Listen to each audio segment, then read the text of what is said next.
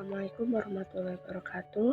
Perkenalkan, nama saya Salsabella Melianawati, NIM A1D018183. Di sini saya akan memaparkan terkait budidaya tanaman kakao atau Theobroma kakao sebagai bahan tugas teknologi produksi tanaman tahunan. Kesempatan kali ini saya akan menjelaskan tentang teknik budidaya pada tanaman kakao.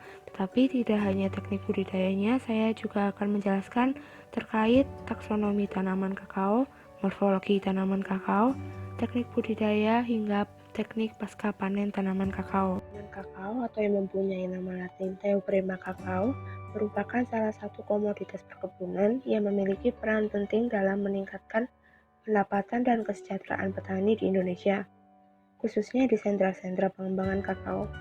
Indonesia merupakan salah satu negara pembudidaya tanaman kakao paling luas di dunia dan termasuk penghasil kakao terbesar setelah Ivory Coast dan Ghana yang nilai produksinya mencapai 1.315.800 ton per tahunnya. Seperti halnya tanaman perkebunan lainnya, tanaman kakao memerlukan persyaratan tumbuh dan teknologi budidaya yang memadai agar mampu memberikan hasil yang optimal. Teknologi budidaya yang dimaksud yaitu antara lain persiapan bahan tanam, persiapan lahan, penanaman, pemeliharaan tanaman, panen, dan pasca panen. Belum berlanjut ke teknologi budidayanya, selanjutnya saya akan menjelaskan tentang taksonomi tanaman. Taksonomi tanaman kakao yaitu divisi Spermatophyta, kelas Dicotyledon, ordo Malvales, famili Sterculiaceae, genus Theobroma, spesies Theobroma kakao. Morfologi tanaman kakao berupa bagian batang, daun, akar, bunga, buah, dan biji. Materi yang pertama yaitu batang. Batang tanaman kakao tumbuh tegak, tinggi tanaman di kebun pada umur 3 tahun dengan kisaran tinggi 1,8 sampai 3 meter dan pada umur 12 tahun mencapai 4,5 sampai 7 meter. Sedangkan kakao yang tumbuh liar ketinggian mencapai 20 meter. Tanaman kakao memiliki dua bentuk cabang, yaitu cabang ortotrop atau cabang yang tumbuh ke atas dan cabang plagiatrop, cabang yang tumbuh ke samping. Dari batang dan kedua jenis cabang tersebut sering ditumbuhi tunas-tunas air atau wiwilan yang banyak menyerap energi sehingga akan mengurangi pembungaan dan pembuahan. Selanjutnya yaitu daun. Daun tanaman kakao warna flush bervariasi dari kecoklatan, merah muda, dan merah cerah dan hingga kuning kemerahan. Daun muda berwarna kuning kecerahan, coklat, merah kecoklatan, hijau kecoklatan, hijau kemerahan, dan hijau. Panjang daun sekitar 10-48 cm dan lebar antara 4-20 cm. Permukaan atas daun tua hijau dan bergelombang, sedangkan permukaan bawah daun tua berwarna hijau muda, kasar, dan bergelombang. Susunan tulang daun menyirip, hanya mempunyai satu ibu tulang daun yang berjajar dari pangkal ke ujung daun dan merupakan terusan dari pangkal daun. Alur tulang daun tampak jelas. Ke bagian akar tanaman. Tanaman kakao mempunyai akar tunggang yang disertai dengan akar serabut dan berkembang di sekitar permukaan tanah kurang lebih sampai 30 cm. Pertumbuhan akar dapat mencapai 8 meter ke arah samping dan 15 meter ke arah bawah. Ketebalan daerah perakaran 30-50 cm. Pada tanah dengan permukaan air yang rendah, akar tumbuh panjang, sedangkan pada kedalaman air yang tinggi dan tanahnya liat, akar tidak begitu dalam dan tumbuh lateral dekat dengan permukaan tanah. Lanjut pada bagian bunga. Bunga kakao terdapat hanya sampai cabang sekunder. Bunga kecil dan halus berwarna putih sedikit ungu kemerahan dan tidak berbau. Diameter bunga 1-2 cm. Bunga kakao tergolong bunga yang sempurna, terdiri dari daun kelopak sebanyak 5 helai berwarna merah muda dan benang sari berjumlah 10 helai. Dalam keadaan normal, tanaman kakao dapat menghasilkan bunga sebanyak 6.000 sampai 10.000 per tahunnya dan hanya sekitar 5% yang dapat menjadi buah. bunga tanaman kakao dibedakan menjadi dua, bersifat self-fertile atau self-compatible dan bersifat self-steril. Bunga kakao membuka pada pagi hari dan kepala sari pecah sebelum matahari terbit. Penyerbukan yang terbaik adalah tengah hari dan umumnya terjadi dengan bantuan lebah, kupu-kupu, dan lalat kecil pengusir hama atau diptera.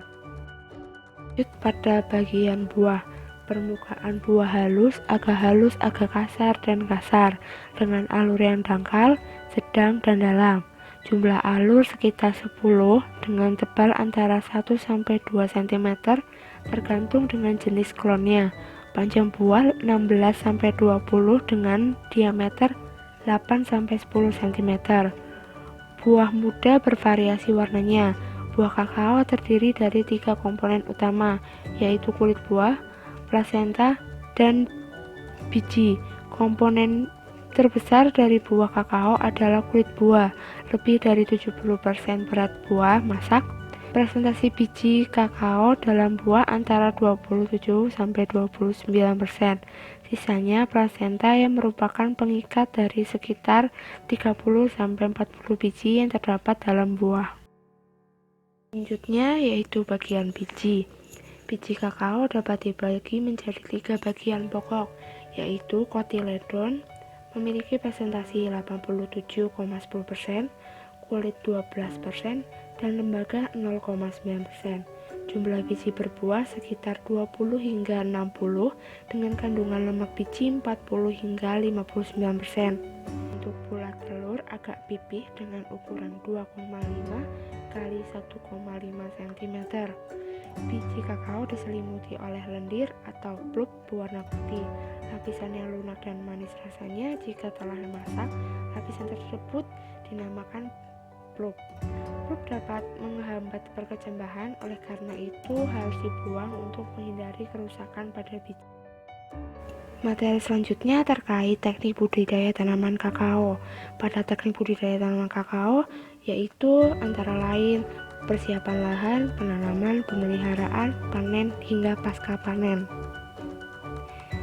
Teknik yang pertama yaitu persiapan lahan. Cara penyiapan lahan dapat dengan cara pembersihan selektif dan pembersihan total.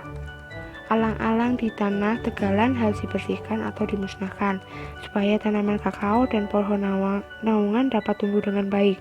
Untuk memperlancar pembuangan air, saluran drainase yang secara alami telah ada harus dipertahankan dan berfungsi sebagai saluran primer. Pemupukan sebelum bibit ditanam dapat dilakukan guna untuk merangsang pertumbuhan bibit coklat. Teknik selanjutnya yaitu penanaman. Teknik penanaman adalah dengan terlebih dahulu memasukkan polybag ke dalam lubang tanam. Setelah itu dengan menggunakan pisau tajam, polybag disayat dari bagian bawah ke arah atas. Polybag yang terkoyak dapat dengan mudah ditarik dan lubang ditutup kembali dengan tanah galian. Pemadatan dilakukan dengan bantuan kaki, tetapi di sekitar batang di permukaan tanah harus lebih tinggi. Hal ini dimaksudkan untuk mencegah pengendangan air di sekitar batang yang dapat menyebabkan pembusukan. Tanaman kakao dapat tumbuh dan berkembang dengan baik, maka dilakukan teknik pemeliharaan. Teknik pemeliharaan pada tanaman kakao meliputi pemangkasan, pemupukan, dan pengendalian OPT. Teknik pemangkasan bertujuan untuk memperlama penyakit, panen buah, dan agar diperoleh produksi yang tinggi. Cabang atau tunas yang dipangkas pada pangkas pemeliharaan ini yaitu tunas wiwilan atau tunas air. Cabang yang meninggi lebih dari 3 meter, cabang sakit, cabang baik, cabang overlapping atau yang menaungi. Intinya semua cabang yang tidak produktif yang menyebabkan kanopi rimbun. Tunas air dibuang 2-4 minggu sekali dan pangkas pemeliharaan 4-6 kali per tahun. Teknik pemeliharaan selanjutnya yaitu pemupukan. Pemupukan dilakukan setelah tanaman kakao berumur 2 bulan di lapang. Pemupukan dilakukan pada tanaman yang belum menghasilkan dengan cara menaburkan pupuk secara merata dengan jarak 15-50 cm untuk umur 2-10 bulan dan jarak 50-75 cm untuk umur 14-20 bulan dari batang utama. Untuk tanaman yang telah menghasilkan, penaburan pupuk dilakukan dengan jarak 50-75 cm dari batang utama. Penaburan pupuk dilakukan dalam alur sedalam 10 cm. Agar tanaman kakao lebih optimal, pemeliharaan selanjutnya yaitu pengendalian OPT. Tindakan pengendalian OPT dapat bersifat preventif atau korektif. Pengendalian secara preventif dengan melakukan budidaya tanaman yang sehat bertujuan meningkatkan ketahanan tanaman terhadap serangan OPT dan dampak perubahan iklim. Tindakan pengendalian secara korektif dilaksanakan berdasarkan hasil pengamatan OPT, prinsip PHT dengan menggabungkan cara kultur teknis, mekanis, fisik, biologi, dan kimiawi. Hama penyakit penting yang menyerang pertumbuhan tanaman kakao yaitu penggerek buah kakao, kepik penghisap buah, penyakit busuk buah, dan penyakit vaskular stek dieback. Budidaya selanjutnya yaitu panen. Buah kakao atau coklat bisa dipanen apabila perubahan warna kulit dan setelah fase pembuahan sampai menjadi buah dan matang kurang lebih usia 5 bulan. Buah akan masak pada waktu 5,5 bulan di dataran rendah atau 6 bulan di dataran tinggi setelah penyerbukan. Pemetikan buah dilakukan pada buah yang tepat masak. Pemanenan buah kakao dilakukan setiap 2 atau 3 minggu dengan menggunakan sabit, gunting, atau alat lainnya. Hal yang harus diperhatikan pada saat pemanenan ialah menjaga agar buah tidak rusak atau pecah, dan menjaga agar bantalan buah yang tidak rusak karena merupakan tempat tumbuh bunga untuk periode. Kegiatan pasca panen pada tanaman kakao meliputi sortasi, pemeraman, pemecahan, fermentasi, perendaman dan pencucian, kemudian penjemuran dan pengemasan serta penyimpanan. Dan pasca panen yang pertama yaitu sortasi. Buah hasil pemetikan dipisahkan antara yang baik dan yang jelek. Buah yang jelek berupa buah yang kelewatan masak, yang terserang hama penyakit, atau buah yang masih muda. Secara umum, perubahan warna menyangkut kelas kematangan buah. Pada kelas kematangan buah A+, pada bagian buahnya mengalami perubahan warna menjadi kuning tua. Kelas kematangan A dicirikan dengan warna kuning di seluruh permukaan buah, sedangkan untuk kelas B, kematangan buahnya akan berubah menjadi warna kuning pada alur dan punggung buahnya.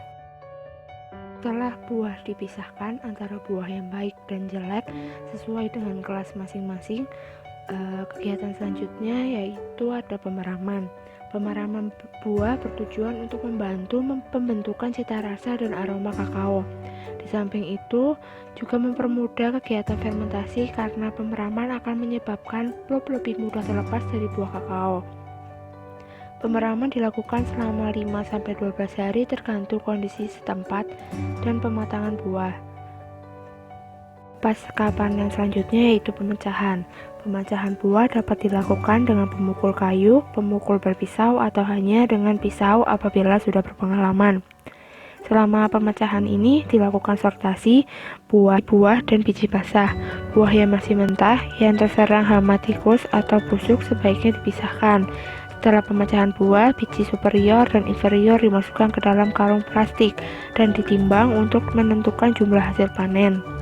Di pabrik, biji ditimbang ulang untuk menentukan bobot penyusutannya. Pemeriksaan mutu dilakukan sebelum fermentasi. Tahap pasca panen selanjutnya yaitu fermentasi. Salah satu kegiatan pasca panen yang dilakukan untuk meningkatkan mutu atau cita rasa biji kakao.